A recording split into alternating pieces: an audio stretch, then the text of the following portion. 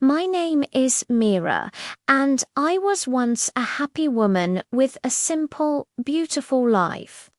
I was married to a man named Arjun, who was not rich but was kind, funny, and full of warmth. We laughed together, dreamed together, and loved each other deeply. Life was peaceful, and that was enough for me. Then one rainy night, everything shattered. Arjun was riding his bike home when a truck came too fast. He died on the spot. When I received the call, I refused to believe it.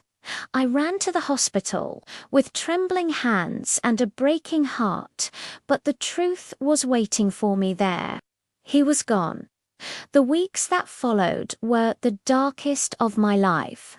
The house felt cold and empty, yet his slippers were still by the door, his toothbrush still in the bathroom, his clothes still folded in the cupboard.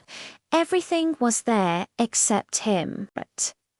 I cried every night and asked God why, but no answer ever came.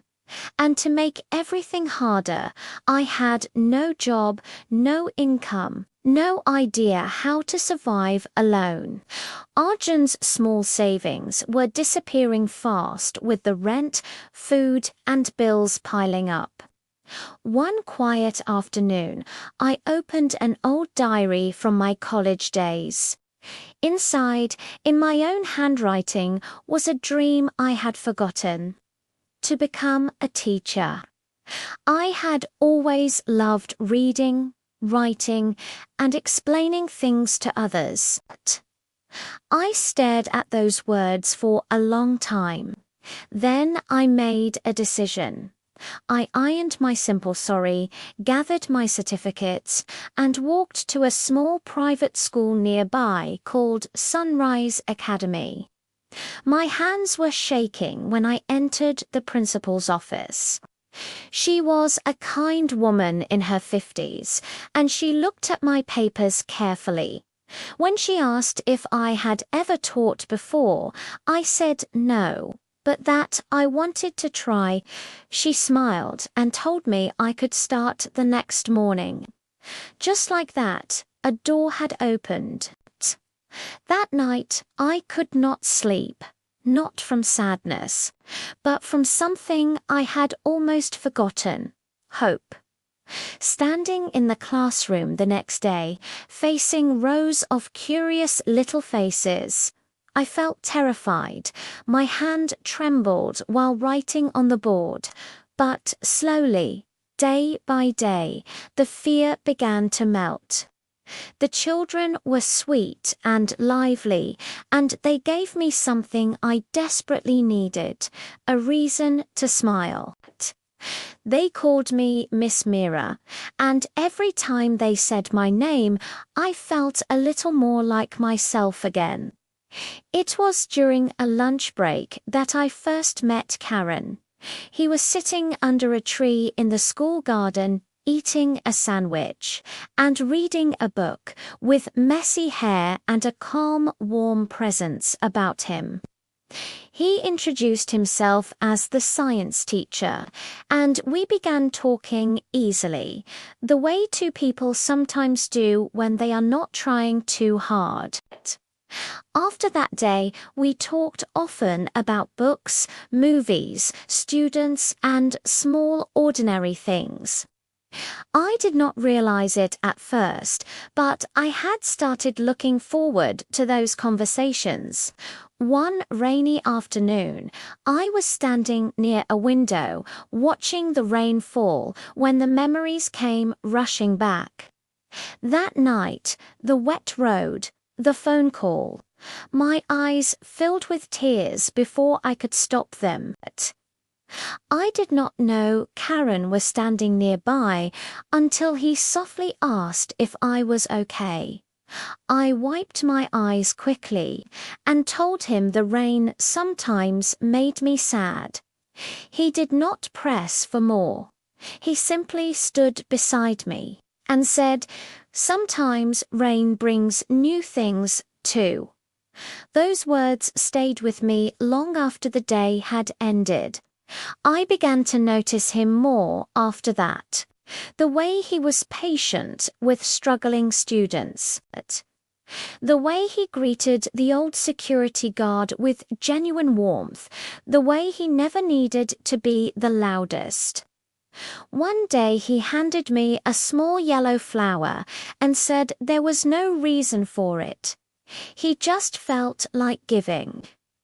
I smiled and accepted it, but inside fear was stirring. I was a widow. He was young. What would people think? What if I opened my heart again only to have it broken? But one evening, as we walked home after school, he stopped and asked if I had ever been married. The question froze me. I took a breath and told him the truth, that I had been, and that my husband had died. Karen looked at me with quiet sorrow and said he was sorry. We walked in silence, and then he said something I will never forget. "You're strong, Mira. I don't know your full story, but I can see it in your eyes." That night, I sat beside Arjun's photo and whispered a question. Can I love again? I did not have an answer yet, but something inside me had begun to stir, like the first warmth of spring after a long, frozen winter. Months passed. The children continued to fill my days with noise and laughter. Karen and I continued to talk, and the feeling in my heart continued to grow quietly and without permission. One evening, after a school event, we walked together under a clear sky. Karen slowed his steps, took a breath, and told me that he did not know when it had happened, but that he cared for me deeply. He said he waited to see me every day and that he did not want to rush me or frighten me. He simply had to say it. Time seemed to stop. I thought of Arjun, and then, gently, I remembered something he had once told me during our early marriage. He had smiled and said that if anything ever happened to him, I should cry, but not forever. He had told me that I had so much love in me, and that I should share it, not lock it away. I looked at Karen, and for the first time in a very long time, I did not feel guilt. I felt peace. I told him quietly that he had not frightened me, and that I thought my heart was ready to feel again. What followed grew slowly and beautifully. We met on weekends, took walks, shared stories from our childhoods. He told me how lonely the city had felt before he met me. One Sunday, he gave me a small diary. On the first page, he had written that for every page of my life filled with tears, he hoped to help me write pages full of love. I wept when I read it, but they were happy tears, and that made all the difference. We told the school staff eventually. Some were surprised, a few whispered, but most smiled. Months later, Karen came to my home with his mother, a gentle woman with kind eyes, who held my hands and told me that her son was lucky to have found me. That evening, laughter filled my home. Before sleeping, I stood beside Arjun's photo, touched the frame softly, and whispered, "I will always love you. But now I must live." Karen and I married in a small, quiet ceremony. I wore a soft pink sari. He wore white. There were no drums or crowds, only love. The school children came with handmade cards, and one of them read, "To Miss Mira and Sir Karen, please always be happy like you make us happy." We both cried reading it. Now every morning I wake up beside someone who holds my hand with warmth.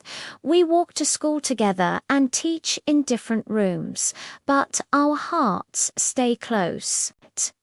Some evenings we sit outside and talk about the past, the pain, and the long road of healing. My name is Mira. I lost love once, and I thought that loss would define the rest of my life. But it didn't. Love found me again. Not the same as before, but just as real, just as true. And I have learned that sometimes the heart does not break to end love. It breaks to make room for a new one.